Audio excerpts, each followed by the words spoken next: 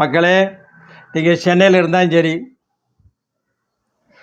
இந்த தமிழ்நாட்டில் எந்த மூலையில் நீங்கள் வேலை பார்த்தாலும் சரி, இந்த எஸ்ஐஆர் படிவம்ங்கிற விண்ணப்ப பாரத்தை நீங்கள் பூர்த்தி செஞ்சு நீங்கள் இந்த முகவரியில் தான் இருக்கிறீங்கன்னு சொல்லுது.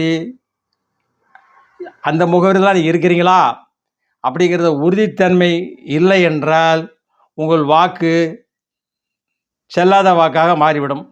லிஸ்ட்டில் இருக்காது. 1000 ரூபா கொடுப்பாங்க, 2000 கொடுப்பாங்க, இதை போய் வாங்கணுமா அப்படின்னு நினைக்கிறவங்க விட்டுருங்க. ஓட்டு போட வேண்டாம். ஓட்டு போட்டு என்னது அதிக வாக்கில் ஜெயிச்சேன்னு சொல்ல போகிறாங்க.